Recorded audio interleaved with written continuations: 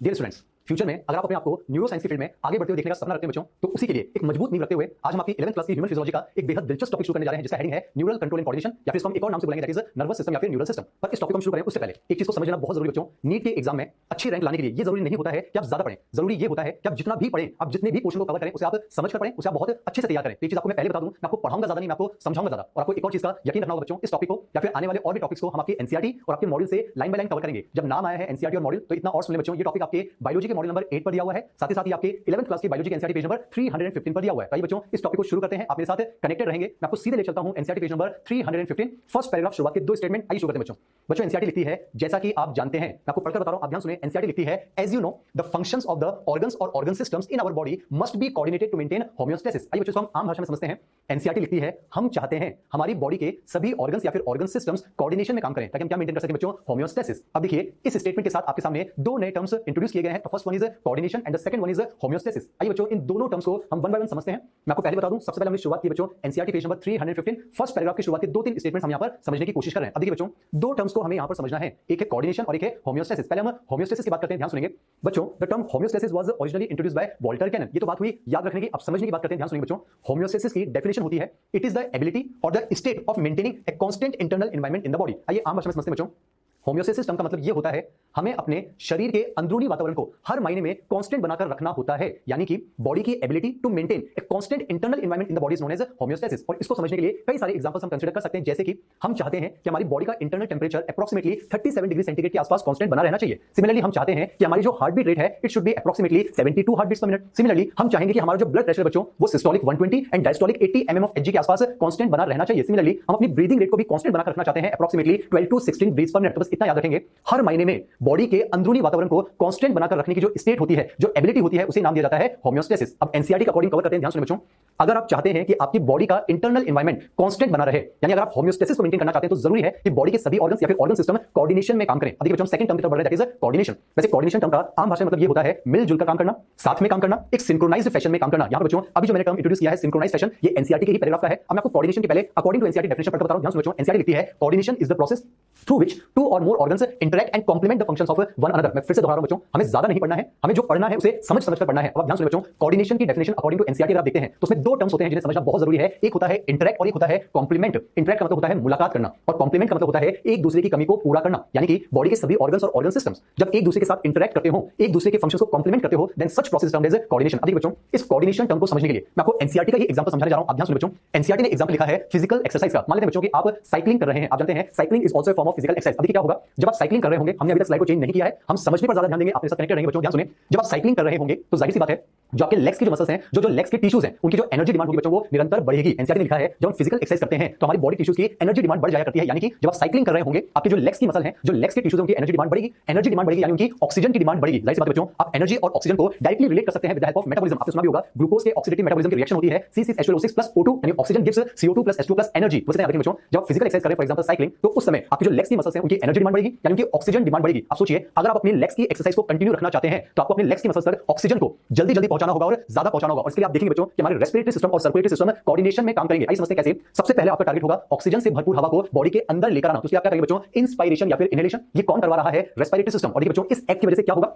Oxygen से भरपूर हवा आपके रेस्पिरेटरी ट्रैक्ट से होते हुए फाइनली कहां पहुंचेगी, आपके लंग्स में, या फिर मुझे कहना चाहिए वो पहुंचेगी आपके एल्वेलाई में, the structural and function of lungs. अब देखिए बच्चों, ऑक्सीजन से भरपूर हवा वो आपकी एल्वेलाई में रखी हुई है, लेकिन साइक्लिंग के दौरान आप जानते हैं हमें उस ऑक्सीजन को हमारे लेग्स की मसल्स तक पहुंचाना है। अब खुद सोच कर बताइए, क्या ये पहुंचाने वाला काम खुद एल्वेलाई करेंगे? नहीं, आप जानते हैं ये काम कौन करेगा, ब्लड। तो देखिए सेकंड स्टेप क्या होगा, एल्वेलाई की मेम्ब्रेन को डिफ्यूज कर ऑक्सीजन कहां पहुंच जाएगी, ब्लड के अंदर। और आप ये भी जानते हैं बच्चों, हमारे अंदर क्लोज सर्कुलेटरी सिस्टम मिलता है, यानी ब्लड क्लोज्ड ब्लड वेसल्स में फ्लो करेगा। और आप ये भी जानते हैं, ब्लड को स्पीड से फ्लो करवाने के लिए हमारे हार्ट की जो पंपिंग एक्टिविटी वो भी बढ़ जाया करती है। मैंने यहां पर सर्कुलेटरी सिस्टम के तीन कंपोनेंट्स को एक्सप्लेन किया है। एनसीईआरटी ने अपने पैराग्राफ में तीनों का जिक्र किया बच्चों, that is blood, blood vessels and heart. तो इसे याद रखेंगे, रेस्पिरेटरी सिस्टम की मदद से ऑक्सीजन से भरपूर हवा कहां पहुंचेगी, हमारे लंग्स में, फिर वो ऑक्सीजन जो है लंग्स से डिफ्यूज होकर कहां चली जाएगी, ब्लड में, और फिर ब्लड जो होगा उसको हमारे लेग्स की मसल या फिर लेग्स के टिश्यूज तक पहुंचाने का काम करेगा। तो आपने देखा बच्चों कि फिजिकल एक्सरसाइज के दौरान अगर आप अपने लेग्स के मसल्स की एक्सरसाइज को कंटिन्यू रखना चाहते थे, लेग्स के टिश्यूज में होमियोस्टेसिस मेंटेन करना चाहते थे, तो रेस्पिरेटरी सिस्टम और सर्कुलेटरी सिस्टम कोऑर्डिनेशन में फंक्शन परफॉर्म कर रहे हैं। आप जानते हैं बच्चों, blood, blood vessels and heart are the part of circulatory system. अगर इस एग्जांपल से आपको समझ में आया, आपने देखा होगा बच्चों, रेस्पिरेटरी सिस्टम और सर्कुलेटरी सिस्टम आपस में इंटरैक्ट करते हैं, मुलाकात करते हैं एट द एल्वियोलर लेवल। आप जानते हैं ऑक्सीजन लंग्स से डिफ्यूज होकर ब्लड में जा रही है, यानी कि रेस्पिरेटरी और सर्कुलेटरी सिस्टम इंटरैक्ट करते हैं, मुलाकात करते हैं और एक दूसरे की कमी को पूरा करते हैं, यानी कि कॉम्प्लीमेंट करते हैं। आप जानते हैं बच्चों, रेस्पिरेटरी सिस्टम ऑक्सीजन को ला सकता है, पहुंचा नहीं सकता, सर्कुलेटरी सिस्टम ऑक्सीजन को पहुंचा सकता है, ला नहीं सकता। तो आपको एग्जांपल समझ में आ रहा होगा कि अगर आपको फिजिकल एक्सरसाइज के दौरान अगर आपको अपनी लेग्स की मसल्स में या फिर किसी और भी मसल्स में, किसी और भी टिश्यू में होम्योस्टेसिस मेंटेन करना है तो बॉडी के सभी ऑर्गन्स या फिर ऑर्गन सिस्टम आपस में मुलाकात करते हैं, इंटरेक्ट करते हैं, एक दूसरे की कमी को पूरा करते हैं, कॉम्प्लीमेंट करते हैं, यानी कोऑर्डिनेशन में काम करते हैं ताकि हम क्या मेंटेन कर सकें बच्चों, होम्योस्टेसिस। तो मैं आपको फिर से NCERT page number 315 first paragraph शुरुआत के दो स्टेटमेंट वापस बता रहा हूं, ध्यान सुनो बच्चों, और कोशिश करें आपको इसी लेक्चर के दौरान चीजें याद हो जाए। तो इतना याद रखेंगे, हम चाहते हैं हमारी बॉडी के सभी ऑर्गन्स या फिर ऑर्गन सिस्टम कोऑर्डिनेशन में काम करें, आपस में मुलाकात करें, एक दूसरे की कमी को पूरा करें ताकि हम क्या मेंटेन कर सकें, होम्योस्टेसिस। अब देखिए बच्चों, ये जो हमने एग्जांपल समझा सेम टू सेम हम अपनी फैमिली पर भी अप्लाई कर सकते हैं। जैसे कि हमारे घर में बहुत सारे मेंबर्स हैं, जैसे कि पापा हैं, मम्मा है, बड़ी दीदी हो सकती है, छोटी बहन हो सकती है, भैया हो सकते हैं, छोटा भाई हो सकता है। अब आप सोच कर बताइए बच्चों, अगर आप चाहते हैं कि आपके घर का वातावरण कांस्टेंट रहे, यानी कि अगर आप चाहते हैं कि आपके घर में constant internal environment homeostasis maintain हो, तो उसके लिए जरूरी है कि घर के सभी लोगों को आपस में मिलजुल कर काम करना होगा, कोऑर्डिनेशन में काम करना होगा, सिंक्रोनाइज फैशन में काम करना होगा। हमने ये देखा बच्चों, हम चाहते हैं कि हमारे घर के सभी लोग कोऑर्डिनेशन में काम करें ताकि हम क्या मेंटेन कर सकें, होम्योस्टेसिस। लेकिन घर के सभी लोगों से कोऑर्डिनेशन में काम करवाने के लिए, यानी घर के सभी लोगों को कंट्रोल करने का काम घर में दो लोग करते हैं मेनली, एक तो है हमारे पापा और दूसरे है हमारी मम्मा। बच्चों सिमिलरली उसी तरह से हमारी बॉडी के सभी ऑर्गन्स या फिर ऑर्गन सिस्टम्स की एक्टिविटीज को कंट्रोल करने के लिए, उनको कमांड देने के लिए हमारी बॉडी में दो सिस्टम्स का हम इन्वॉल्वमेंट देखते हैं। The first one is neural system and the second one is endocrine system. आप इतना मान सकते हैं ये हमारे शरीर के पापा हैं और ये हमारे शरीर की मम्मा है। एक बार फिर से रिपीट करता हूं, ध्यान सुनो बच्चों, हम चाहते हैं हमारी बॉडी के सभी ऑर्गन्स या फिर ऑर्गन सिस्टम कोऑर्डिनेशन में काम करें, मिलजुल कर काम करें, सिंक्रोनाइज फैशन में काम करें ताकि हम क्या मेंटेन कर सकें बच्चों, होम्योस्टेसिस। और बॉडी के सभी ऑर्गन सिस्टम से कोऑर्डिनेशन में काम करवाने के लिए हमारे पास दो सिस्टम है, एक तो है nervous system and the second one is endocrine system. अब ये देखना बच्चों कि आखिर नर्वस सिस्टम और एंडोक्राइन सिस्टम बॉडी के किसी भी ऑर्गन को किस तरह से कंट्रोल करते हैं। कंट्रोल ये दोनों करेंगे पर इनके कंट्रोल करने का तरीका अलग अलग हो सकता है। तो अब हम डिस्कस करने जा रहे हैं that is differences between neural and endocrine coordination. आपको फिर से बता दूं बच्चों, अभी हम आपके एनसीईआरटी पेज नंबर 315 को ही डिस्कस कर रहे हैं। मुझे पढ़ाना ज्यादा नहीं है, मुझे समझाना ज्यादा है, आप मेरे साथ कनेक्टेड रहेंगे। आइए शुरू करते हैं, ध्यान सुनो बच्चों।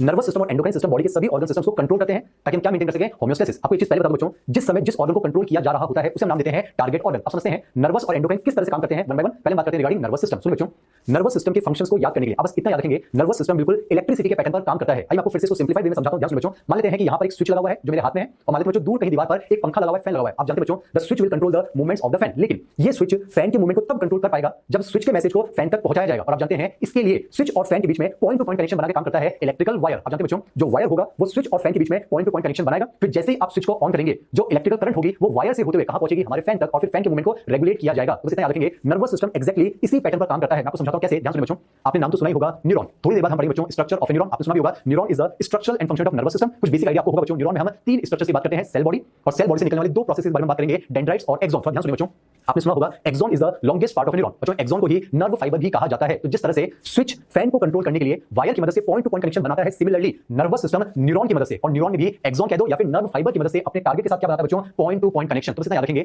नर्वस सिस्टम न्यूरॉन के एक्सॉन की मदद से टारगेट के साथ क्या बनाता है बच्चों, पॉइंट टू पॉइंट कनेक्शन। अब देखिए, जिस तरह से वायर में हम इलेक्ट्रिकल करंट की बात करते हैं बच्चों, सिमिलरली न्यूरॉन में हम बात करते हैं नर्व इंपल्स के बारे में। क्या होगा ये हम आने वाले लेक्चर में पढ़ेंगे, बस इतना याद रखें।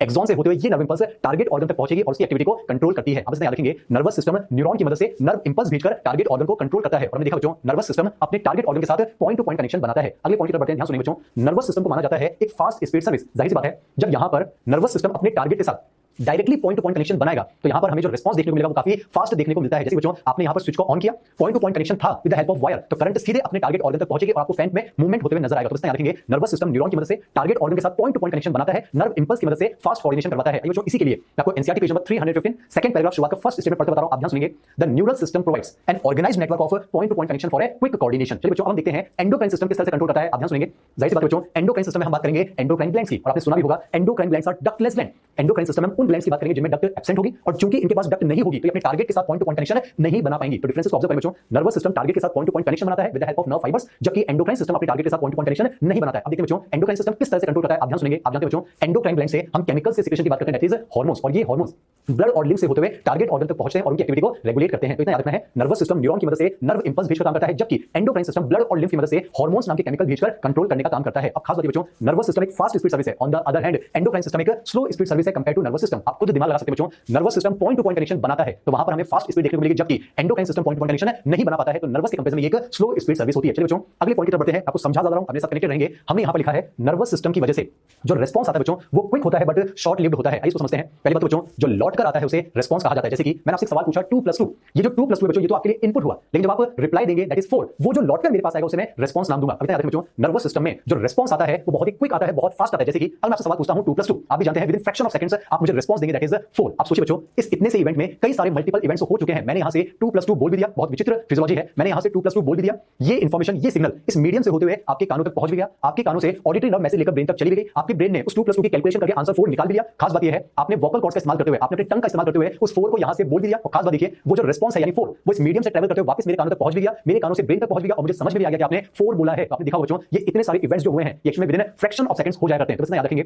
नर्वस सिस्टम की वजह से जो रिस्पॉन्स आता है वो बहुत ही क्विक होता है, बहुत ही फास्ट होता है, पर बच्चों ये रिस्पॉन्स शॉर्ट लिव्ड होता है। मैं आपको सिर्फ एग्जांपल की मदद समझाऊं, जैसे कि मैंने आपसे सवाल पूछा 2+2 अब तुरंत रिस्पॉन्ड करिए दैट इज 4, लेकिन बच्चों अब ये 4 ना तो किसी को सुनाई दे रहा है ना ही दिखाई दे रहा है। बस याद रखेंगे नर्वस सिस्टम न्यूरॉन की मदद से नर्व इंपल्स भेजकर क्विक कोऑर्डिनेशन करवाता है। चलिए बच्चों बात करते हैं regarding endocrine system. Endocrine system में जो रिस्पॉन्स आता है बच्चों वो काफी स्लो होगा और उसका इफेक्ट लॉन्ग लास्टिंग होता है। एक क्लासिकल एग्जांपल लेना चाहूंगा, जैसे कि हमारी बॉडी ग्रोथ के बारे में। आप जानते हैं बच्चों हमारी बॉडी की जो ग्रोथ है वो मेनली हम बात करते हैं बोन्स की ग्रोथ से, और बोन्स की ग्रोथ के लिए मेनली रिस्पांसिबल होता है growth hormone secreted from the pituitary gland. Endocrine system में डिस्कस होगा। बस याद रखें बच्चों आप जानते हैं जब ग्रोथ हार्मोन बोन्स पर गिरा होगा बोन्स का इलॉन्गेशन हुआ है, और ये इलॉन्गेशन होना रिस्पॉन्स है, और ये रिस्पॉन्स काफी धीरे धीरे आया है, लेकिन इसका जो इफेक्ट है वो काफी लॉन्ग लास्टिंग है, हमें उसका इफेक्ट लंबे समय तक देखने को मिलता है। चलिए बच्चों लास्ट पॉइंट डिस्कस करने जा रहे हैं, ध्यान सुनिए। नर्वस सिस्टम अपने कमांड को अपने मैसेज को एग्जैक्ट लोकेशन पर डिस्ट्रीब्यूट करता है। जैसे कि फॉर एग्जांपल बच्चों मैंने आपको बताया 2+2 आपने तुरंत जवाब दिया 4। एक और एग्जांपल लेते हैं, मान लेते हैं मैं आपसे सवाल पूछता हूं बच्चों आपका नाम क्या है। अब इसके जवाब देने के आपके पास दो तरीके हो सकते हैं, या तो आप बोलकर दे सकते हैं या फिर आप अपनी गर्दन को नॉड कर दे सकते हैं। लेकिन आप भी जानते हैं बच्चों जब आपसे नाम पूछा गया है तो आप गर्दन हिलाकर उसका जवाब नहीं देंगे, आप गले से बोल कर देंगे, और इसमें भी हेल्प कौन करेगा? Nervous system. क्या होगा बच्चों जैसे ही आपसे सवाल पूछा जाएगा आपका नर्वस सिस्टम जो है वो आपके वोकल कॉर्ड्स को सिग्नल दे रहे मोटर न्यूरॉन को एक्टिवेट करेगा, ना कि आपकी नेक मसल्स को। तो आप जो है गले से बोलकर उसका जवाब दे पाएंगे। तो आपने देखा नर्वस सिस्टम अपने कंट्रोलिंग कमांड्स को एग्जैक्ट लोकेशन पर डिस्ट्रीब्यूट करता है। On the other hand endocrine system का जो मैसेज होता है बच्चों वो वाइड स्प्रेड फैला दिया जाता है। एक चीज को कंफर्म रखें बच्चों, एंडोक्राइन सिस्टम की वजह से जो एक्शन होगा वो होगा तो एग्जैक्ट लोकेशन पर एंडोक्राइन सिस्टम का जो मैसेज है यानी जो हार्मोन है वो वाइड स्प्रेड फैल जाया करता है through the blood and lymph. आइए बच्चों एनसीईआरटी पेज नंबर 315 फिर से रिवाइज करवा रहा हूं, ध्यान सुनेंगे, कोशिश करें आपको यहीं पर याद हो जाए। हम चाहते हैं हमारी बॉडी के सभी ऑर्गन्स या फिर ऑर्गन सिस्टम कोऑर्डिनेशन में काम करें ताकि हम क्या मेंटेन कर सकें? होमियोस्टेसिस। और बॉडी के सभी ऑर्गन सिस्टम को कंट्रोल करने के लिए उनको कोऑर्डिनेशन में काम करवाने के लिए हमारे पास दो सिस्टम है, एक तो है न्यूरल सिस्टम और एक है endocrine system. Nervous system neuron की मदद से नर्व इंपल्स भेजकर क्विक कोऑर्डिनेशन करवाता है, जबकि एंडोक्राइन सिस्टम ब्लड और लिम्फ की मदद से हार्मोन्स नाम के केमिकल भेजकर नर्वस के कंपैरिजन में स्लो कोऑर्डिनेशन करवाता है। अब यहां जो मैंने आपको समझाया उसके लिए बच्चों NCERT page number 315 second paragraph शुरुआत के दो स्टेटमेंट पढ़कर बता रहा हूं, ध्यान सुनिए। The neural system provides an organized network of point-to-point connection for the quick coordination, जबकि endocrine system provides a chemical integration through hormones। बस याद रखेंगे नर्वस सिस्टम और एंडोक्राइन सिस्टम बॉडी के सभी ऑर्गन सिस्टम्स के फंक्शंस को कंट्रोल करते हैं ताकि वो कोऑर्डिनेटेड वे में काम कर सके। अब यहाँ पर एक डाउट जरूर आ सकता है कि सर पापा और मम्मी नर्वस सिस्टम और एंडोक्राइन सिस्टम घर के सभी लोगों को बॉडी के सभी सिस्टम्स को कंट्रोल करते हैं, लेकिन सर आखिर पापा और मम्मी को कंट्रोल कौन करेगा? तो जाहिर सी बात है बच्चों पापा और मम्मी एक दूसरे की स्ट्रेंथ भी होते हैं, यानी कि पापा ही मम्मी को कंट्रोल करेंगे और मम्मी ही पापा को कंट्रोल करती है। बहुत शानदार स्टेटमेंट, यानी कि नर्वस सिस्टम एंडोक्राइन सिस्टम को कंट्रोल करेगा और साथ ही साथ एंडोक्राइन सिस्टम ही नर्वस सिस्टम को कंट्रोल करता है। यहाँ पर ये जो हमने एरोस बनाया बच्चों, आपके एआईपीएमटी 2006 का क्वेश्चन था, क्वेश्चन पूछा गया था which one of the following statement is correct, और करेक्ट आंसर था फोर्थ ऑप्शन, जहां पर ये लिखा हुआ था the endocrine glands regulate neural activity and the neural system regulates endocrine glands. बस इतना याद रखें नर्वस सिस्टम एंडोक्राइन को कंट्रोल करता है, एंडोक्राइन सिस्टम नर्वस को कंट्रोल करता है। किस तरह से करते हैं हमने देखा, और ये दोनों सिस्टम मिलकर इस तरह से काम करते हैं ताकि बॉडी के बाकी सभी ऑर्गन्स को बॉडी के सभी ऑर्गन सिस्टम्स को साथ में जोड़कर रखा जा सके। और आप जानते हैं बच्चों जोड़ने का जो प्रोसेस होता है that is known as integration. इसलिए बच्चों nervous system and endocrine system are collectively referred to as the integrative systems of the body. एक बार फिर से रिपीट करते हैं, क्लास में आपको याद हो जाना चाहिए। हम चाहते हैं हमारी बॉडी के सभी ऑर्गन्स या फिर ऑर्गन सिस्टम कोऑर्डिनेशन में काम करें ताकि हम क्या मेंटेन कर सकें? होमियोस्टेसिस। उन सभी ऑर्गन या ऑर्गन सिस्टम से कोऑर्डिनेशन में काम करवाने के लिए हमारे पास दो सिस्टम है, nervous system and endocrine system. The neural system provides an organised network of point to point connection, on the other hand endocrine system provides chemical integration through hormones. मैंने आपको बताया बच्चों ये दोनों सिस्टम एक दूसरे को कंट्रोल करते हुए बॉडी के सभी ऑर्गन सिस्टम्स को आपस में जोड़कर रखते हैं ताकि वो सभी ऑर्गन सिस्टम्स मिलजुल कर काम कर सके, एक सिंक्रोनाइज्ड फैशन में काम कर सके। फिर से एनसीईआरटी का वर्ड है, इसलिए दोनों को एक साथ मिलाकर नाम दिया जाता है integrative systems of the body. अब देखिए बच्चों NCERT page number 315 first paragraph last statement आपके सामने पढ़ रहा हूं, आप ध्यान सुनेंगे। In our body the neural system and the endocrine system jointly coordinate and integrate all the activities of the organs so that they function in a synchronised fashion. और ये सभी स्टेटमेंट आपके सामने यहां पर रख रहा हूं, आप ध्यान सुनिए बच्चों। मैंने आपको पढ़कर बताया the neural system provides an organised network of point to point connection for a quick coordination, on the other hand the endocrine system provides chemical integration through hormones. और एक और इंपॉर्टेंट स्टेटमेंट जो हमने समझा मैं आपके सामने पढ़ रहा हूं, ध्यान सुनिए बच्चों। In our body the neural system and the endocrine system the papa and the mama jointly coordinate and integrate all the activities of the organs so that they function in a synchronised fashion. बच्चों इसी के साथ NCERT page number 315 complete होता है। मुझे उम्मीद आपको समझ में आएगा। एक बार जल्दी से रिवाइज करते हैं, क्लास में याद हो जाए। हम चाहते हैं हमारी बॉडी के सभी ऑर्गन्स या फिर ऑर्गन सिस्टम कोऑर्डिनेशन में काम करें, इंटरैक्ट करें, कॉम्प्लीमेंट करें। इसको हमने एक्सरसाइज के एग्जांपल समझा ताकि हम क्या मेंटेन कर सकें? होमियोस्टेसिस। बॉडी के सभी ऑर्गन सिस्टम्स को कंट्रोल करवाने का काम दो सिस्टम करते हैं, neural system and endocrine system. Neural system endocrine को कंट्रोल करता है, एंडोक्राइन सिस्टम न्यूरल को कंट्रोल करता है, और दोनों मिलकर बॉडी के सभी ऑर्गन सिस्टम्स को जोड़कर रखते हैं ताकि सभी ऑर्गन सिस्टम्स एक सिंक्रोनाइज्ड फैशन में काम कर सके, कोऑर्डिनेशन में काम कर सके। Now moving on to the next page of NCERT that is page number 316। ऊपर हेडिंग बच्चों दैट इज न्यूरल सिस्टम, और इस हेडिंग के साथ एनसीईआरटी ने दो छोटे-छोटे पैराग्राफ लिखे हैं, वन बाय वन उनको हम जल्दी समझते हैं बच्चों। पहले पैराग्राफ में एनसीईआरटी लिखती है the neural system of all animals. आप सामने देखते जाएंगे, एनसीईआरटी को साथ के साथ कवर करें, ध्यान सुनो बच्चों। The neural system of all animals is composed of highly specialised cells called neurons which can detect, receive and transmit different kinds of stimuli. अब आम भाषा में समझे बच्चों, ब्रह्मांड में जितने भी जानवर हैं अगर उनके पास न्यूरल सिस्टम है तो उनके न्यूरल सिस्टम में एक हाईली स्पेशलाइज्ड सेल देखने को मिलता है जिसे हम नाम देते हैं न्यूरॉन। यानी कि अगर नर्वस सिस्टम है तो न्यूरॉन तो होगा। देखिए बच्चों एनसीईआरटी ने न्यूरॉन को हाईली स्पेशलाइज्ड कहा है क्योंकि न्यूरॉन में हम तीन खास प्रॉपर्टीज के बारे में बात करेंगे। मैं आपको प्रॉपर्टीज पहले बता देता हूं, आप ध्यान सुनेंगे। न्यूरॉन में तीन खास प्रॉपर्टीज बच्चों, सेंसिटिविटी, एक्साइटेबिलिटी एंड कंडक्टिविटी। अब वन बाय वन इनको समझते हैं, ध्यान सुनेंगे। न्यूरॉन्स हाईली सेंसिटिव सेल्स होते हैं, इसका मतलब ये हुआ बच्चों कि हमारे न्यूरॉन्स हल्के से हल्के स्टिमुलस को भी सेंस कर सकते हैं, डिटेक्ट कर सकते हैं। एनसीईआरटी ने इस प्रॉपर्टी के लिए जो वर्ड यूज किया है वो कौन सा बच्चों? डिटेक्ट। बस याद रखें न्यूरॉन्स हाईली सेंसिटिव सेल्स होते हैं, हल्के से हल्के स्टिमुलस को भी डिटेक्ट कर सकते हैं, सेंस कर सकते हैं। अब अगली प्रॉपर्टी की बात करते हैं दैट इज एक्साइटेबिलिटी। अब खास बात है बच्चों, स्टिमुलस को डिटेक्ट करने के बाद जब न्यूरॉन स्टिमुलस को रिसीव कर लें, यानी कि स्टिमुलस मिलने पर नर्व इंपल्स जनरेट कर लें, यानी वो रेस्टिंग स्टेज से एक्साइटेड स्टेज में पहुंच जाए, सच प्रॉपर्टीज नोन एज एक्साइटेबिलिटी। तो बस याद रखेंगे हमारे न्यूरॉन्स स्टिमुलस मिलने पर नर्व इंपल्स जनरेट करने की प्रॉपर्टी रखते हैं and that property is known as excitability, यानी कि उन्होंने अब स्टिमुलस को रिसीव कर लिया है। And the last property is conductivity, यानी कि न्यूरॉन नर्व इंपल्स जनरेशन के बाद नर्व इंपल्स को एक जगह से दूसरी जगह ट्रांसमिट भी कर सकते हैं, कंडक्ट कर सकते हैं। बस इतना याद रखेंगे, सेंसिटिविटी के लिए एनसीईआरटी वर्ड यूज करती है डिटेक्ट, एक्साइटेबिलिटी के लिए वर्ड यूज करती है रिसीव, और कंडक्टिविटी के लिए वर्ड यूज करती है दैट इज ट्रांसमिट। पर खास बात बच्चों, अभी स्टेटमेंट कंप्लीट नहीं हुआ है। एनसीईआरटी ने लिखा है डिफरेंट काइंड्स ऑफ स्टिमुलाई, यानी कि हमारे न्यूरॉन्स अलग अलग टाइप के स्टिमुलस के लिए ये प्रॉपर्टीज शो कर सकते हैं। जैसे कि हमारे जो न्यूरॉन्स बच्चों वो टच के सिग्नल को भी रिसीव कर सकते हैं, यानी टैक्टाइल सिग्नल्स। हमारे न्यूरॉन्स विजुअल सिग्नल्स को भी रिसीव कर सकते हैं। हमारे न्यूरॉन्स स्मेल यानी ऑल्फैक्शन के सिग्नल्स को भी रिसीव कर सकते हैं। हमारे न्यूरॉन्स साउंड यानी ऑडिटरी सिग्नल्स को भी रिसीव कर सकते हैं। टेस्ट यानी गस्टेटरी सिग्नल्स को भी रिसीव कर सकते हैं, डिटेक्ट कर सकते हैं, ट्रांसमिट कर सकते हैं। तो इसका याद रखेंगे, न्यूरल सिस्टम अगर है तो highly specialised cells, sensitivity, excitability, conductivity, highly specialised cell neurons तो होंगे जो कि अलग अलग टाइप के स्टिमुलस को डिटेक्ट कर सकते हैं, रिसीव कर सकते हैं और ट्रांसमिट कर सकते हैं। देखिए बच्चों, इस हेडिंग में जो दूसरा स्टेटमेंट एनसीईआरटी लिखती है वो एनसीईआरटी न्यूरल ऑर्गेनाइजेशन को कंपेयर करना चाहती है बिटवीन वर्टिब्रेट्स एंड इनवर्टिब्रेट्स। तो एक चीज तो आपको पहले समझ में आ गई बच्चों, क्योंकि वर्टिब्रेट्स का इवोल्यूशन बाद में हुआ है और आप जानते हैं प्रोग्रेसिव इवोल्यूशन देखा जाता है मोस्टली, तो नर्वस सिस्टम का डेवलपमेंट बढ़ता चला गया होगा, कॉम्प्लेक्सिटी बढ़ती चली गई होगी, एडवांसमेंट बढ़ता चला गया होगा। तो इनवर्टिब्रेट्स और वर्टिब्रेट्स में तो एक बात हम कंफर्मेशन के साथ कह सकते हैं कि वर्टिब्रेट्स का जो न्यूरल ऑर्गेनाइजेशन होगा वो इनवर्टिब्रेट्स के कंपैरिजन में ज्यादा एडवांस्ड देखने को मिलेगा। देखिए बच्चों, एनसीईआरटी ने इनवर्टिब्रेट्स में भी दो इनवर्टिब्रेट्स के न्यूरल ऑर्गेनाइजेशन को कंपेयर किया है। एक तो बात की है हाइड्रा की, लोअर इनवर्टिब्रेट, और एक बात की बच्चों इंसेक्ट्स की, हायर इनवर्टिब्रेट। आप जानते हैं hydra belongs to phylum cnidaria, on the other hand insects belong to a sub class of higher invertebrates that is arthropoda phylum. तो इसमें देखिए बच्चों, हाइड्रा का जो न्यूरल ऑर्गेनाइजेशन होगा वो इंसेक्ट्स के कंपैरिजन में आप देखेंगे तो बेहद सिंपल टाइप का न्यूरल ऑर्गेनाइजेशन देखने को मिलता है। और न्यूरल ऑर्गेनाइजेशन है तो न्यूरॉन्स तो होंगे। तो एनसीईआरटी लिखती है the neural organisation is very simple in lower invertebrates. For example in hydra it is composed of only network of neurons. On the other hand जब हम हायर इनवर्टिब्रेट्स की बात करेंगे जैसे कि इंसेक्ट्स, वहां पर न्यूरल ऑर्गेनाइजेशन थोड़ा और ऑर्गेनाइज हुआ, वहां पर न्यूरॉन्स तो होंगे पर न्यूरॉन्स के साथ साथ कुछ और स्ट्रक्चर्स का फॉर्मेशन होने लगा, जैसे कि वहां पर हम गैंग्लिया की बात कर सकते हैं, क्या होगा बाद में समझेंगे। इंसेक्ट्स में हम ब्रेन फॉर्मेशन की भी बात कर सकते हैं। और देखा बच्चों, the vertebrates will have a more developed neural organisation. तो ये था द हेडिंग न्यूरल सिस्टम। अब देखिए बच्चों,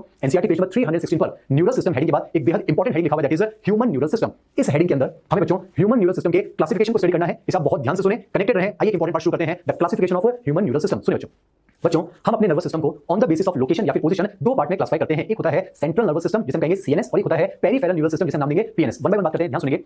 नर्वस सिस्टम का वो पार्ट जो हमारी बॉडी में सेंट्रल एक्सिस में अलाइन होता है, that part of neural system is known as central neural system. And central neural system consist of two structures, एक है ब्रेन और एक है स्पाइनल कॉर्ड। आप जानते हैं बच्चों, चाहे ब्रेन हो या स्पाइनल कॉर्ड हो, ये हमारी बॉडी में सेंट्रल एक्सिस पर सिचुएटेड होते हैं और इन दोनों को ही मिलाकर नाम दिया जाता है that is central neural system. अब देखिए बच्चों, एनसीईआरटी सीएनएस के बारे में एक खूबसूरत स्टेटमेंट लिखती है और वो स्टेटमेंट ये है, central neural system is the site of information processing and control. फिलहाल हम बस इंट्रोडक्शन की बात कर रहे हैं, ध्यान सुनिए बच्चों, यानी कि आपकी बॉडी को कोई भी इंफॉर्मेशन क्यों ना मिलती हो, उस इंफॉर्मेशन की प्रोसेसिंग करना और प्रोसेसिंग कर लेने के बाद बॉडी को कंट्रोल करने के सिग्नल्स जनरेट करना, ये किसका काम होता है बच्चों, that is central neural system. तो इसमें याद रखेंगे, नर्वस सिस्टम का वो पार्ट जो हमारी बॉडी में सेंट्रल एक्सिस के अलोंग सिचुएटेड होता है, that part of nervous system is known as central neural system. It is the site of information processing and control and it is composed of two structures, brain and spinal cord. चलिए बच्चों, move करते हैं regarding peripheral neural system. मैंने यहाँ पर एक rough diagram बनाया आपको समझाने के लिए। जैसे बच्चों, मान लेते हैं ये ब्रेन है और ये है स्पाइनल कॉर्ड। आपको पता होगा this is the central neural system. अब खास बात है बच्चों, हमारी ब्रेन और स्पाइनल कॉर्ड से कुछ नर्व्स अराइज होती हैं। वैसे नर्व का मतलब क्या है वो हम बाद में समझेंगे, फिलहाल अपने याद रखेंगे ब्रेन और स्पाइनल कॉर्ड से कुछ नर्व्स अराइज होती हैं। बच्चों ये नर्व्स हमेशा पेयर में अराइज होती हैं। अब इसमें याद रखेंगे, ब्रेन से जो नर्व्स ओरिजिनेट होती हैं they are known as cranial nerves. हमारे अंदर 12 पेयर क्रेनियल नर्व्स होंगी, ये बाद में पढ़ेंगे। जबकि nerves arising from the spinal cord are known as spinal nerves. हमारे अंदर total of 31 pair spinal nerves present होती हैं। और क्या होता है बच्चों, सेंट्रल नर्वस सिस्टम और बॉडी के ऑर्गन्स को आपस में कम्युनिकेट करने में, उनके बीच में कनेक्शन डेवलप करने में, या कीजिए पॉइंट टू पॉइंट कनेक्शन, यानी कि सेंट्रल न्यूरल सिस्टम के मैसेज को ऑर्गन्स तक पहुंचाने में या फिर ऑर्गन्स के मैसेज को सीएनएस तक पहुंचाने में, यानी सीएनएस और ऑर्गन्स के बीच में कम्युनिकेशन लाइंस ड्रॉप ऑन करती हैं, दैट इज नर्व्स। और यही नर्व्स जो कि सीएनएस से ओरिजिनेट होती हैं, ये पूरी बॉडी में फैल करके फॉर्मेशन करती है बच्चों, that is peripheral neural system. तो आपकी एनसीईआरटी भी क्लियर लिखती है page number 316, peripheral neural system is composed of all the types of nerves, either cranial nerves और spinal nerves associated with our central neural system. बस याद रखेंगे, central neural system यानी ब्रेन और स्पाइनल कॉर्ड, और brain और spinal cord से जो नर्व्स निकलती हैं वो नर्व्स चारों दिशाओं में फैलकर किसका फॉर्मेशन करती है बच्चों, that is peripheral neural system. तो यहाँ लिखा है पेरिफेरल न्यूरल सिस्टम में हम इंक्लूड करते हैं cranial nerves and spinal nerves. अब ध्यान सुनिए बच्चों, हमने यहाँ पे एक वर्ड इंट्रोड्यूस किया that is nerve. Actually nerve किसे कहते हैं, द कलेक्शन ऑफ एक्सॉन और नर्व फाइबर। या कीजिए न्यूरॉन, हम तीन स्ट्रक्चर की बात करते हैं, cell body, dendrites and axon. Axon को ही नाम दिया जाता है बच्चों nerve fibre, it is the longest part of neuron. Peripheral neural system में जब बहुत सारे एक्सॉन्स मिलते हैं, जब बहुत सारे नर्व फाइबर्स मिलते हैं, तो उनके ग्रुप को नाम दिया जाता है दैट इज नर्व। और आप एक इंपॉर्टेंट चीज याद रखिए बच्चों, जो नर्व फाइबर्स होते हैं उन्हें हम यहाँ पर दो पार्ट में क्लासिफाई करेंगे। एक होते हैं सेंसरी नर्व फाइबर्स और एक होते हैं मोटर नर्व फाइबर्स। एक इंपॉर्टेंट फ्लो चार्ट यहाँ बनाया, ध्यान से देखेंगे। यहाँ लिखा है सीएनएस, यहाँ लिखा है ऑर्गन। मैंने आपको बताया central nervous system is the site of information processing and control, लेकिन सीएनएस और ऑर्गन्स के बीच में कम्युनिकेशन लाइन जो बनाता है उसी को हम कहते हैं बच्चों पेरिफेरल न्यूरल सिस्टम। और ये बनता है नर्व से। नर्व्स यानी कलेक्शन ऑफ नर्व फाइबर, और नर्व फाइबर दो टाइप के होंगे। इंपॉर्टेंट पार्ट है, अभी याद कर लेंगे। ऐसे नर्व फाइबर्स जो कि इंपल्सेस को ऑर्गन से सीएनएस की तरफ लेकर जाते हैं, आई रिपीट, ऐसे नर्व फाइबर्स जो कि इंफॉर्मेशन को ऑर्गन से सीएनएस की तरफ लेकर जाते हैं, such nerve fibres are referred to as sensory nerve fibres और एफरेंट नर्व फाइबर्स। बच्चों अरेंट वर्ड का मतलब होता है कैरी करना, जबकि एफ का मतलब होता है टुवर्ड्स। तो ऐसे नर्व फाइबर्स जो कि इंपल्सेस को टुवर्ड्स सीएनएस कैरी करते हैं, they are known as efferent nerve fibres. On the other hand ऐसे नर्व फाइबर्स जो कि इंपल्सेस को सीएनएस से ऑर्गन की तरफ कैरी करते हैं, such nerve fibres are referred to as motor nerve fibres और इफरेंट नर्व फाइबर्स। तो याद रखेंगे, सेंट्रल न्यूरल सिस्टम से नर्व्स निकलती हैं यानी नर्व फाइबर्स। यही नर्व फाइबर्स सीएनएस और ऑर्गन्स के बीच में कम्युनिकेशन लाइंस ड्रॉ करते हैं, सीएनएस और ऑर्गन के बीच में पॉइंट टू पॉइंट कनेक्शन बनाते हैं, और इन्हीं नर्व फाइबर्स को नाम दिया जाता है पेरिफेरल न्यूरल सिस्टम। अब देखिए बच्चों, ये नर्व फाइबर्स यानी पेरिफेरल न्यूरल सिस्टम सीएनएस और ऑर्गन्स को जोड़ता है। अब ऑर्गन्स को अपनी बॉडी में दो इंपॉर्टेंट पार्ट में क्लासिफाई करते हैं। एक होते हैं वॉलंटरी ऑर्गन्स और एक होते हैं इनवॉलंटरी ऑर्गन्स। जैसे कि वॉलंटरी में अगर मैं आपको एक बेसिक एग्जांपल बताऊं बच्चों, दैट इज स्केलेटल मसल। आप जानते हैं the muscles which are associated with our skeleton, ये वॉलंटरी होती है, इन्हें अपनी विल पावर से कंट्रोल कर सकते हैं। ऑन द अदर हैंड जो हमारी स्मूथ मसल्स होती हैं हैं, जो चिकनी पेशियां होती हैं, जो हमारे विसरल ऑर्गन से एसोसिएटेड होती हैं, सच मसल्स आर इनवॉलंटरी क्योंकि उन्हें अपनी विल पावर से कंट्रोल नहीं कर सकते। तो हमने देखा सीएनएस और ऑर्गन्स को जोड़ने वाला जो न्यूरल सिस्टम है उसे नाम देते हैं पेरिफेरल न्यूरल सिस्टम। अगर ये पेरिफेरल न्यूरल सिस्टम सीएनएस और वॉलंटरी स्ट्रक्चर्स को जोड़ता है then it would be termed as a somatic neural system, और अगर ये पीएनएस हमारे सीएनएस और इनवॉलंटरी ऑर्गन्स को जोड़ता है then it would be termed as a autonomic neural system. और इतने याद रखें बच्चों, सोमैटिक न्यूरल सिस्टम और autonomic neural system are the part of peripheral neural system, यानी कि दोनों किससे बनेंगे, cranial nerves and spinal nerves, यानी दोनों के अंदर होंगे नर्व फाइबर्स। यहां पर दोनों टाइप के नर्व फाइबर्स देखने को मिलेंगे, सेंसरी भी होंगे, मोटर भी होंगे, सेंसरी भी होंगे और मोटर भी होंगे। जो सोमैटिक न्यूरल सिस्टम है ये सीएनएस और वॉलंटरी ऑर्गन्स को जोड़ेगा जैसे कि हमारी स्केलेटल मसल, जबकि ऑटोनॉमिक न्यूरल सिस्टम सीएनएस और इनवॉलंटरी स्ट्रक्चर्स को जोड़ता है जैसे कि हमारी स्मूथ मसल्स। अब देखिए बच्चों, ऑटोनॉमिक न्यूरल सिस्टम का एक छोटा सा क्लासिफिकेशन यहां पे लिखा है, उसे आप अभी समझ लें। ऑटोनॉमिक न्यूरल सिस्टम में हम नर्व फाइबर्स की बात करेंगे। नर्व फाइबर्स दोनों टाइप के होंगे, सेंसरी एंड मोटर। अब खास बात है बच्चों, ऑटोनॉमिक न्यूरल सिस्टम का जो मोटर पाथवे होता है, जो मोटर डिवीजन होता है, it is further classified into two basic categories. एक होता है सिंपैथेटिक न्यूरल सिस्टम और एक होता है पैरासिम्पैथेटिक न्यूरल सिस्टम। आप इसमें याद रखेंगे central nervous system consist of two structures, brain and spinal cord. It is the site of information processing and control. लेकिन सीएनएस और ऑर्गन्स के बीच में जो कम्युनिकेशन लाइंस ड्रॉ करती हैं वो है cranial nerves and spinal nerves, और यही cranial nerves and spinal nerves को नाम दिया जाता है पेरिफेरल न्यूरल सिस्टम, जिसमें हम नर्व फाइबर्स की बात करेंगे। अगर ये वॉलंटरी स्ट्रक्चर्स को कनेक्ट करता है सोमैटिक न्यूरल सिस्टम, अगर ये इनवॉलंटरी स्ट्रक्चर्स कनेक्ट करता है it will be termed as autonomic neural system. चलिए बच्चों, इसी के साथ हमने ह्यूमन न्यूरल सिस्टम का जनरल क्लासिफिकेशन स्टडी किया। Now moving on to the next part that is nervous tissue. पहले बात बच्चों, nervous system will be composed of nervous tissue, और एनिमल टिश्यू में हम ये डिस्कस कर चुके हैं नर्वस टिश्यू का ओरिजिन एक्टोडर्मल होता है। अब हमें ये पढ़ना है कि नर्वस टिश्यू बनता कैसे है। तो इसमें याद रखेंगे नर्वस टिश्यू में हम दो टाइप के सेल्स का जिक्र करते हैं। एक होते हैं न्यूरॉन जिन्हें नर्व सेल कहते हैं, और उन न्यूरॉन्स के बीच में पैकिंग सब्सटेंस के तौर पर या फिर सपोर्टिंग सब्सटेंस के तौर पर जो सेल्स पाए जाते हैं उन्हें नाम दिया जाता है न्यूरोग्लियल सेल या फिर ग्लियल सेल। नाम से पता चला बच्चों, ग्लियल बड़ा है ग्लू से, और ग्लू का मतलब होता है जोड़ना या फिर चिपकाना। तो न्यूरॉन को जोड़ने वाले सेल कौन से हैं, न्यूरोग्लियल सेल। अब देखिए बच्चों, चाहे सेंट्रल न्यूरल सिस्टम हो या फिर पेरिफेरल न्यूरल सिस्टम हो, बनेगा किसका, नर्वस टिश्यू का। नर्वस टिश्यू है तो न्यूरॉन भी होंगे और न्यूरोग्लियल भी होंगे, पर खास बात यह है सीएनएस और पीएनएस में न्यूरॉन तो सेम होंगे, पर जो न्यूरोग्लियल सेल होते हैं वो दोनों जगह पर अलग अलग टाइप के देखने को मिलते हैं। आपको डायरेक्टली याद रखना है, सेंट्रल न्यूरल सिस्टम में हम तीन टाइप के न्यूरोग्लियल्स को डिस्कस करेंगे, एस्ट्रोसाइट, ओलिगोडेंड्रोसाइट एंड माइक्रोग्लियल, जबकि पीएनएस में हम सिर्फ एक टाइप के न्यूरोग्लियल का डिस्कशन करेंगे दैट इज स्वान सेल। अब देखिए बच्चों, नर्वस टिश्यू बनता कैसे है, इसको मैं आपको एनिमल टिश्यू में जो हमने टिश्यू की डेफिनेशन पढ़ी थी उससे मैं आपको समझाना चाहता हूं। याद कीजिए, tissue is a group of similar sales. यहां पर सिमिलर सेल्स कौन से हैं, न्यूरॉन या फिर nerve cell along with intercellular substances यानी न्यूरोग्लियल सेल। तो न्यूरॉन और न्यूरोग्लियल सेल को मिलाकर कौन सा टिश्यू तैयार होता है, नर्वस टिश्यू। अब देखिए यहां पर कुछ बेसिक टर्म्स हैं वो आपको डायरेक्टली मेमोराइज करने हैं, जैसे कि आपको यहां पर सेल बॉडी का एक ग्रुप नजर आ रहा है। इस ग्रुप को अलग अलग जगह पर अलग अलग नाम से पुकारा जाता है बच्चों, जैसे कि collection of cell body in CNS is known as nucleus, whereas in PNS it is known as ganglia. Similarly the collection of axon in CNS is known as tract and in PNS it is known as nerve. अब इसमें याद रखेंगे nervous system बनता है nervous tissue का। Nervous tissue में neuron और neuroglial cell, हमें दोनों को डिस्कस करना है। सबसे पहले हम डिस्कस करने जा रहे हैं दैट इज न्यूरोग्लियल सेल। उसमें हम डिस्कस करने जा रहे हैं the neuroglial cells present in CNS. हम तीन टाइप के न्यूरोग्लियल सेल्स का यहां डिस्कशन करेंगे। पहला जो हम डिस्कस करने जा रहे हैं दैट इज एस्ट्रोसाइट्स। इनके ओरिजिन इंपॉर्टेंट नहीं है, इनका स्ट्रक्चर इंपॉर्टेंट नहीं है, सीधे इनका फंक्शन आपको याद रखना बच्चों। Astrocytes participates in the formation of blood brain barrier. इसमें क्या होता है, आप ध्यान से देखिए, आपके सामने ब्लड कैपिलरी बनी हुई है। कैपिलरी के जो एंडोथेलियल सेल्स होते हैं बच्चों, उनके बीच में टाइट जंक्शंस देखने को मिलते हैं। याद कीजिए, tight junctions prevents the leakage of substances across the tissue. और यहां पर जिन सब्सटेंस की हम बात कर रहे हैं बच्चों वो ऐसे सब्सटेंसेस जो कि न्यूरॉन को डैमेज कर सकते हैं, इसी उन्हें नाम देते हैं न्यूरोटॉक्सिन। इसमें क्या होगा, जो कैपिलरी एंडोथेलियल सेल हैं उनके चारों तरफ एस्ट्रोसाइट्स के जो प्रोसेस होते हैं वो रैप हो जाया करते हैं, यानी कैपिलरी एंडोथेलियल टाइट जंक्शंस को एस्ट्रोसाइट के प्रोसेस से कपल कर लिया करते हैं, लेमिनेट कर लिया करते हैं, ताकि उन टाइट जंक्शंस को और ज्यादा मजबूती मिल सके, यानी ब्लड कैपिलरी से न्यूरोटॉक्सिन डिफ्यूज होकर हमारे ब्रेन तक ना पहुंचे, यानी कि ब्लड और ब्रेन के बीच में बैरियर का फॉर्मेशन हो जाए। इसे नाम देते हैं ब्लड ब्रेन बैरियर। अगर मैं आपको पूरी डेफिनेशन बताऊं ध्यान से बच्चों, blood brain barrier is actually the processes of astrocytes which are coupled with the capillary endothelial tight junctions and this barrier prevents the entry of neurotoxin from blood capillary into the brain. चलिए बच्चों, astrocyte का function हो गया है। अब हम CNS के दूसरे न्यूरोग्लियल का डिस्कशन करने जा रहे हैं दैट इज ओलिगोडेंड्रोसाइट। बच्चों, सीएनएस में जो ओलिगोडेंड्रोसाइट का फंक्शन है वही फंक्शन पीएनएस में स्वान सेल का होता है। ये एक अलग से हम टॉपिक पढ़ेंगे बच्चों, दैट इज माइलिनोजेनेसिस। आप इसे याद रखेंगे, सीएनएस में माइलिन शीट का फॉर्मेशन करते हैं ओलिगोडेंड्रोसाइट, पीएनएस में माइलिन शीट का फॉर्मेशन करते हैं स्वान सेल। और देखिए क्या कमाल की बात है, यही आसान सा सवाल आपके नीट यूजी 2017 का क्वेश्चन था। क्वेश्चन पूछा गया था myelin sheath formation takes place by, उसका आंसर ये था स्वान सेल एंड ओलिगोडेंड्रोसाइट। चलिए बच्चों, हम सीएनएस के लास्ट न्यूरोग्लियल के बारे में बात करने जा रहे हैं दैट इज माइक्रोग्लियल सेल या फिर माइक्रोग्लियोसाइट, और इनका इंपॉर्टेंट फंक्शन आपको याद रखना है दैट इज फेगोसाइटोसिस। बस याद रखें, microglial cell are the macrophages, these are the phagocytes और the scavenger cell present in the central neural system. और पीएनएस के न्यूरोग्लियल के बारे में डिस्कशन कर चुके हैं that is Schwann cell. So this is all about neuroglial cells which forms the nervous tissue. अब नर्वस टिश्यू का जो सबसे इंपॉर्टेंट कंपोनेंट है दैट इज न्यूरॉन या फिर नर्व सेल, उसके बारे में डिस्कशन करने जा रहे हैं। आप ध्यान सुनेंगे, एनसीईआरटी पेज नंबर 316 नीचे जो है लिखा होगा दैट इज न्यूरॉन या फिर नर्व सेल। मेरे साथ कनेक्टेड रहेंगे, शुरू करते हैं।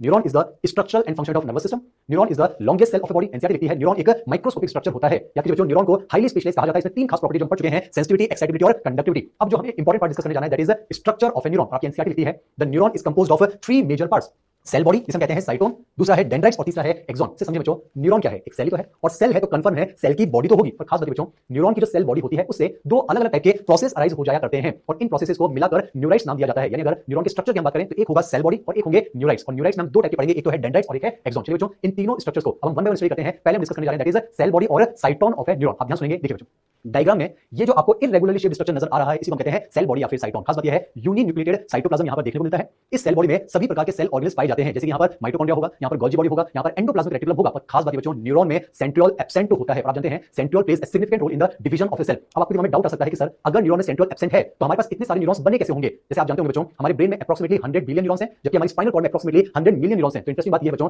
एम्ब्रायनिक डेवलपमेंट के दौरान हमारे न्यूरॉन में सेंट्रियोल पाया जाता था, इसलिए न्यूरॉन में डिवीजन होता था, इसलिए इतने सारे न्यूरॉन्स बन पाए। लेकिन after the birth due to over specialisation neuron में सेंट्रियोल एब्सेंट हो जाया करता है। आपको इतना याद रखना बच्चों, न्यूरॉन में सेंट्रियोल एब्सेंट होता है, इसलिए neuron lacks the property of cell division. पर खास बात यह है, सेंट्रियोल एब्सेंट है तो क्या हुआ, उसकी जगह न्यूरॉन में दो अलग स्पेशल सेल ऑर्गन्स पाए जाते हैं बच्चों। एक है Nissl granule and the second one is neurofibrils. These are special type of cell organs present only in the neuron. देखिए बच्चों, अब इन दोनों को वन बाय वन डिस्कस करते हैं। पहले बात करते हैं रिगार्डिंग न्यूरोफाइब्रिल्स। थोड़ा इजी पार्ट है, इसको हम जल्दी कवर करते हैं। आप ध्यान से बच्चों, नाम से पता चल रहा है small fibres present in the entire length of neuron are known as neurofibrils. Actually क्या होता है बच्चों, ये न्यूरोफाइब्रिल्स माइक्रोट्यूब्यूल और माइक्रोफिलामेंट लाइक स्ट्रक्चर होते हैं। खास बात ये याद रखनी है, ये पूरे न्यूरॉन में पाए जाते हैं, चाहे वो सेल बॉडी हो, चाहे वो डेंड्राइट्स वाला पार्ट हो, या फिर वो एक्सॉन वाला पार्ट हो। Neurofibrils are present in the entire length of neuron. इनके फंक्शन के बारे में बात करें बच्चों, इंपॉर्टेंस नहीं रखता, बस इतना याद रख लें, ये सेल बॉडी के अंदर इंपल्स के इंटरनल कंडक्शन में हेल्प करता है। चलिए, जो सेकंड सेल ऑर्गेनल है वो बेहद इंपॉर्टेंट है, दैट इज निसस ग्रैन्युल। आपके नीट का सवाल भी था, आप ध्यान सुनो बच्चों।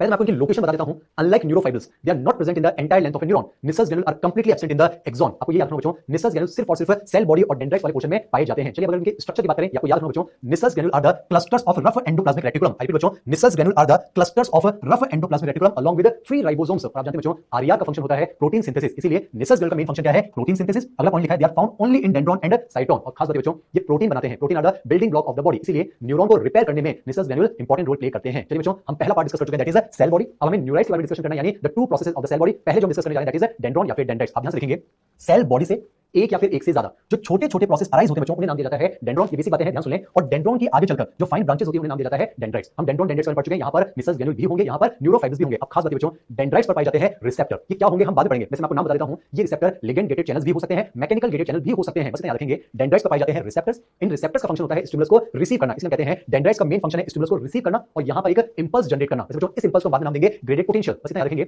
डेंड्राइट्स स्टिमुलस रिसीव करते हैं, इंपल्स जनरेट करते हैं, और उस इंपल्स को टुवर्ड्स सेल बॉडी कंडक्ट करते हैं, यानी कह सकते हैं dendrites perform centripetal conduction of the impulse, इसलिए डेंड्राइट्स को एफरेंट फाइबर भी कहा जाता है। चलिए बच्चों, अब हम सेल बॉडी से निकलने वाले सबसे लंबे प्रोसेस पर बात करने जा रहे हैं, दैट इज एक्सॉन। एक्सॉन को ही नर्व फाइबर कहा जाता है। आइए एक्सॉन के बारे में कुछ बातें करते हैं, आप ध्यान सुनेंगे। Axon is the longest part of a neuron. Axon का नंबर अगर होगा तो सिर्फ एक होता है बच्चों, डेंड्रॉन एक से ज्यादा हो सकते हैं, एक्सॉन अगर होगा तो सिर्फ और सिर्फ एक होगा। एक्सॉन के बारे में बात करें बच्चों, it is the main structural and main functional part of neuron. ऐसा क्यों होगा हम अगले लेक्चर में समझेंगे, बस याद रखें। Axon is the longest part of neuron, axon का नंबर हमेशा एक होता है। आप कुछ और बातें करते हैं, ध्यान सुनो बच्चों। एक्सॉन की जो प्लाज्मा मेम्ब्रेन होगी, एक्सॉन की जो प्लाज्मा लेमा होती है उसे कहते हैं एक्सोलेमा। एक्सॉन का जो साइटोप्लाज्म होगा उसे कहेंगे एक्सोप्लाज्म। और इंपॉर्टेंट चीज आपको पहले बता चुका हूं, एक्सोप्लाज्म में न्यूरोफाइब्रिल्स होंगे और भी सेल ऑर्गेनल हो सकते हैं, जैसे कि mitochondria, but Nissl granule are completely absent in the axoplasm. अब देखिए बच्चों, एक्सॉन का डायमीटर हमेशा यूनिफॉर्म होता है। एक्सॉन के बारे में खास बात करें बच्चों, सेल बॉडी का वो पार्ट, गलती ना हो जाए, एक्सॉन का पार्ट नहीं, सेल बॉडी का वो पार्ट जहां से एक्सॉन ओरिजिनेट होता है। आप डायग्राम में देखिए, सेल बॉडी का वो पार्ट जहां से एक्सॉन ओरिजिनेट होता है, ये वो पॉइंट है बच्चों जहां पर नर्व इंपल्स जनरेट होती है, एक्शन पोटेंशियल जनरेट होता है। याद कीजिए, डेंड्राइट्स पर जनरेट होता है ग्रेडेड पोटेंशियल, जबकि सेल बॉडी के इस पार्ट पर जनरेट होता है एक्शन पोटेंशियल या फिर नर्व इंपल्स। बच्चों, नर्व इंपल्स को स्पाइक भी कहा जाता है, तो इसमें याद रखेंगे सेल बॉडी का वो पार्ट जहां से एक्सॉन ओरिजिनेट होता है, that portion of cell body is referred to as axon hillock और स्पाइक इनिशिएशन जोन या फिर ट्रिगर जोन। और खास बात है बच्चों, फिर एक्सॉन उस नर्व इंपल्स को, उस एक्शन पोटेंशियल को away from cell body conduct करता है, इसे हम कह सकते हैं एक्सॉन करवाता है सेंट्रीफ्यूगल कंडक्शन, इसलिए एक्सॉन को इफरेंट फाइबर भी कहा जा सकता है। चलिए आगे कंटिन्यू करते हैं, थोड़ा फास्ट पढ़ते हैं बच्चों, ध्यान सुनेंगे।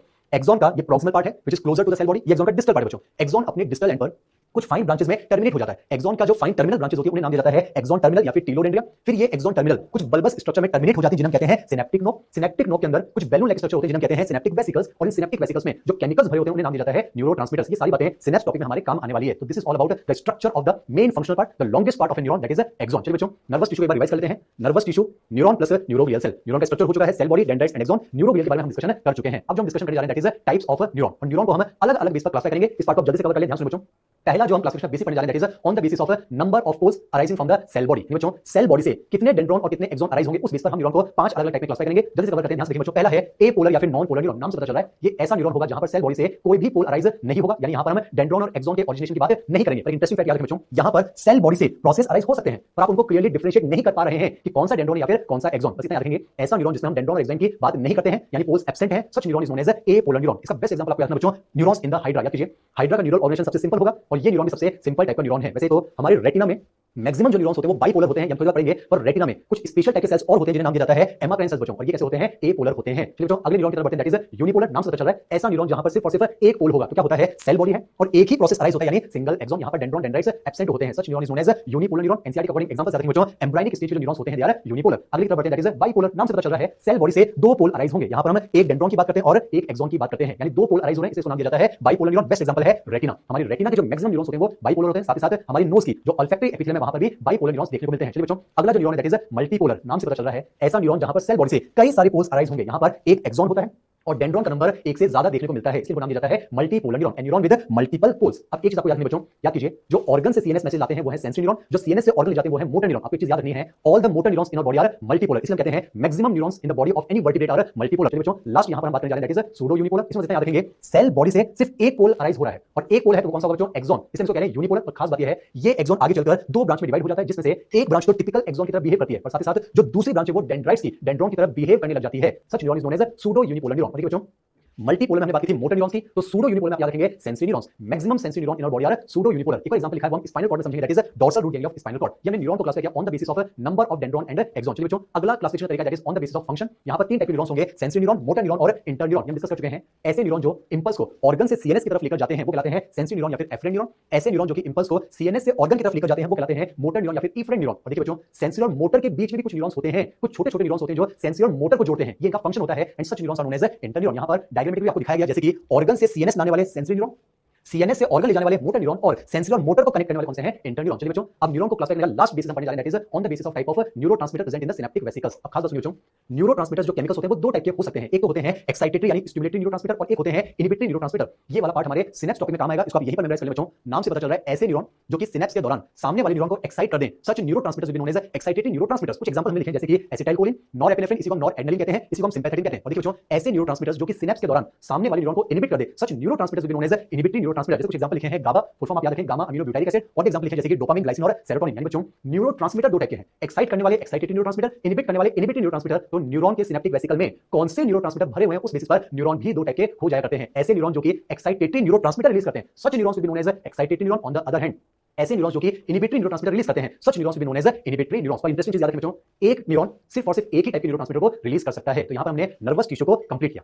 Now starting with very simple yet very important topic that is myelogenesis. तो शुरुआत करते हैं बच्चों इसकी डेफिनेशन से, आप ध्यान सुनेंगे। द प्रोसेस ऑफ फॉर्मेशन और डिपोजिशन ऑफ माइलिन शीथ और medullary sheath around the axon of a neuron is known as myelogenesis. और देखिए बच्चों, इस डेफिनेशन में मैंने सिर्फ और सिर्फ एक्सॉन टर्म को यूज किया है। ये इसलिए किया है ताकि आपको ये बात समझ में आ जाए बच्चों कि सेल बॉडी, डेंड्रॉन, डेंड्राइट्स और टीलोडेंड्रा वाले पार्ट पर कभी भी माइलिन शीथ का डिपोजिशन नहीं होता है। अगर माइलिन शीथ का डिपोजिशन होना होगा तो वो सिर्फ और सिर्फ एक्सॉन पर देखने को मिलती है। अब देखिए बच्चों, अगले पॉइंट की तरफ बढ़ते हैं, आप ध्यान सुनेंगे। This point is related to terminology, बहुत आसान है। ऐसे न्यूरॉन जिनके एक्सॉन पर माइलिन शीथ का डिपोजिशन होगा, such neurons will be known as myelinated neuron और medullated neuron. On the other hand, ऐसे न्यूरॉन जिनके एक्सॉन पर माइलिन शीथ का डिपोजिशन नहीं होगा, such neurons will be known as non myelinated और अनमाइलिनेटेड न्यूरॉन। चलिए बच्चों, अगले पॉइंट की तरफ बढ़ते हैं, that is composition of myelin sheath. इसको आप डायरेक्टली याद रखेंगे, माइलिन शीथ स्फिंगोमाइलिन नाम के एक फॉस्फोलिपिड से बना करती है। जैसे आपने सुना होगा बच्चों, हमारे लंग्स में लेसिथिन नाम का फॉस्फोलिपिड होता है, सिमिलरली माइलिन शीथ का फॉर्मेशन स्फिंगोमाइलिन नाम के एक फॉस्फोलिपिड से होता है। अब अगले पॉइंट की तरफ बढ़ते हैं, that is regarding the colour of myelin sheath. इसको आप जरूर याद रखेंगे, माइलिन शीथ का कलर व्हाइट होता है। और ये वाला पार्ट जब बाद में हम व्हाइट मैटर और ग्रे मैटर पढ़ेंगे, वहां पर उनको डिफरेंशिएट करने में हमारी हेल्प जरूर करेगा। एक बार रिपीट करता हूं बच्चों, कभी कभार न्यूरॉन के एक्सॉन के चारों तरफ एक सफेद रंग की जो शीट लिपट जाया करती है, that sheet is known as myelin sheet. अगर माइलिन शीट होगी तो माइलिनेटेड न्यूरॉन, अगर नहीं होगी तो नॉन माइलिनेटेड न्यूरॉन। अब बच्चों, माइलिन शीट के फंक्शन की तरफ बढ़ते हैं, इसे आप जरूर समझें। Myelin sheet act as an electrical insulator. इसका मतलब ये हुआ, न्यूरॉन के एक्सॉन पर जिस किसी भी पार्ट पर माइलिन शीट का डिपोजिशन होगा, उस वाले पार्ट से चार्ज का एक्सचेंज नहीं हो पाएगा। रिपीट बच्चों, myelin sheet act as an electrical insulator. इसका मतलब ये हुआ, एक्सॉन के जिस किसी भी पोर्शन पर माइलिन शीट का डिपोजिशन होगा, उस पर्टिकुलर पोर्शन से चार्ज पार्टिकल्स का एक्सचेंज या फिर ट्रांसफर नहीं देखा जा सकेगा। इसको मैं आपको यहां पर एक रफ मॉडल की मदद समझा रहा हूं, आप ऐसा कनेक्ट रहेंगे बच्चों। मान लेते हैं मैंने आपके सामने एक एक्सॉन लिया है, कार्डबोर्ड बनाने की कोशिश की है, समझिए बच्चों। This is the longest part of neuron. और देखिए बाहर की तरफ ये जो पोर्शन है, ये क्या रिप्रेजेंट करता है बच्चों? एक्सोलेमा। आपको अगर यहां पर छोटे-छोटे कुछ होल्स नजर आ रहे होंगे बच्चों, ये जो होल्स हैं ये डिनोट करते हैं ट्रांसमेम्ब्रेन प्रोटीन, ऐसे प्रोटीन जो मेम्ब्रेन के आर पार पाई जाती हैं और इनका मकसद होता है मेम्ब्रेन के अक्रॉस चार्ज के फ्लो को परमिएबल करवाना, चार्ज के फ्लो को मेंटेन करवाना। अब ध्यान से देखिए बच्चों, अगर मान लेते हैं मैं इसके चारों तरफ एक व्हाइट कलर का रिबन रैप कर दूं, आपको समझ में आ रहा होगा मैंने व्हाइट कलर का रिबन क्यों लिया है। अब ध्यान से देखिए, अगर मैं इस रिबन को इस एक्सॉन के चारों तरफ टाइटली रैप कर देता हूं, मैंने वर्ड यूज किया बच्चों टाइटली, इंपॉर्टेंस रखता है, ध्यान से देखेंगे। अगर मैं इस रिबन को कंसेंट्रिक फॉर्म में एक्सॉन के चारों तरफ टाइटली रैप कर दूंगा, तो जहां कहीं भी ये रिबन होगा वहां पर ट्रांसमेम्ब्रेन प्रोटीन्स ब्लॉक हो जाया करेंगे, वो यहां पर नॉन फंक्शनल हो जाएंगे, यानी वहां से चार्ज का फ्लो नहीं देखा जाएगा। और बच्चों, यही concentric tight arrangement of layers जो होंगी, इनको हम नाम देंगे माइलिन शीथ। अब देखिए बच्चों, मान लेते हैं यहां पर माइलिन शीथ है, थोड़ा सा गैप छोड़कर आप ऑब्जर्व करें कि यहां भी माइलिन शीथ है। तो हम देख रहे हैं दो एडजेसेंट माइलिन शीथ के बीच में हमें छोटा सा गैप नजर आ रहा है, जहां पर माइलिन शीथ नहीं है। अगर यहां माइलिन शीथ नहीं है तो ये वो गैप होगा जहां से चार्ज का एक्सचेंज